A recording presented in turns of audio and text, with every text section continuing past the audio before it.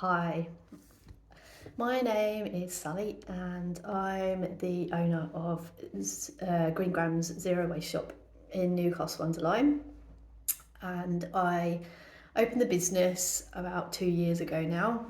And about 3 years ago, I was diagnosed as an adult as being neurodiverse. So I got diagnosed with autism, and then about 18 months ago went on to get an ADHD diagnosis. So my journey of owning Green Grams has kind of been alongside discovering not only neurodiversity but who I am as a neurodiverse person as well.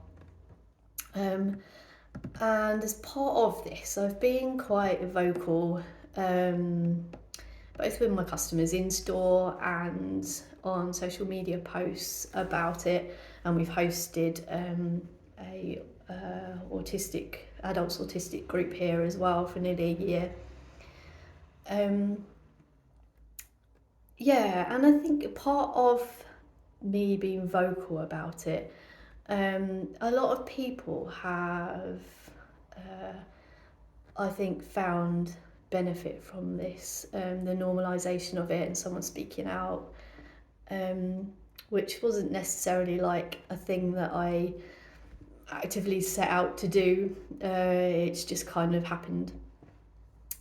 So the reason for me starting this blog,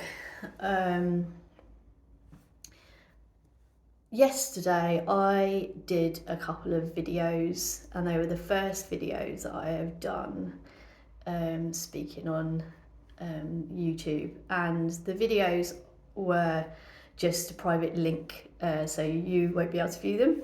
However, they were to somebody who was in my life, who I met about 4 years ago, who recently is no longer in my life because we've parted ways. And the blogs were for him, and they kind of got me thinking, like, I don't know whether he's watched them or not, but actually it got me thinking that maybe, like, you know what, maybe instead of just trying to explain to one person or whatever I was trying to do, it might benefit actually like a wider group of people to share my journey and to share my feelings inside and to share the positives, but also share the darker side, which is the kind of guilt and shame and things attached to like some of the behaviours of neurodiversity, in particular ADHD, that you don't really realise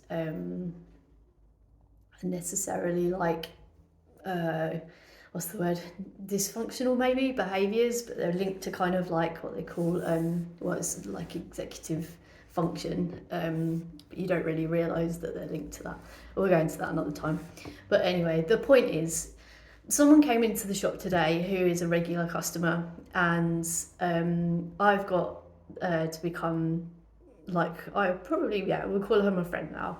I've become quite close with her as a friend, and she's discovering through me talking to her that she thinks she's neurodiverse as well. And her husband came in alone today, and he was like thanking me, saying, you know, it's been really eye-opening and comforting, you know, for them to kind of understand these things and have those conversations.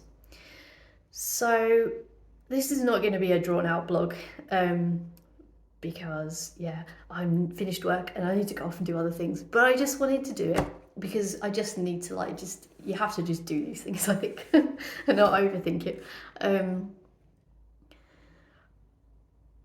But I think I want to start like sharing that journey, not just with customers and not just with like people in my life who I'm trying to kind of make understand or whatever, but I want to share it with a wider audience as well. And I guess my main reason for it perhaps is because I felt a lot of loss, and there's a lot of you know, heartache and grieving across the board, you know, from being neurodiverse, because, you know, right from like being, say, an ADHD child or autistic child, the things that affect you also like affect everyone else as well. And it can be difficult, you know, to hold down jobs, to hold down relationships, to do all these normal things that people take for granted. And actually it's quite soul destroying to constantly like fail at those things, and to lose people lose people that are dear to you, you know, whether it's friends, whether it's yeah, like people, you know, relationships. It's difficult to keep losing those things, and it can over time like result in actually quite a lot of like trauma being built up as well. And um you know, there's something called, I've learned recently, called rejection sensitivity dysphoria. um, and it's basically like reacting, you know, so your emotional regulation is not that great with neurodiversity, and then on top of that you've got a layer of like, you know, since you're a child being rejected or bullied, and the combination of things, it's just kind of like a bit of a minefield, and I have to work through these things. I This is not linear. I don't know where I'm going with any of this. I just know the impact it's had on my life. I know the losses, and I know the things I wish that I could have achieved in the workplace, that I never reached my potential.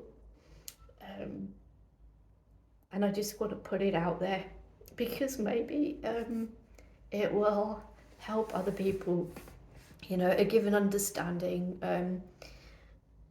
and yeah, maybe that'll do some good in the world. And that's really all there is to it.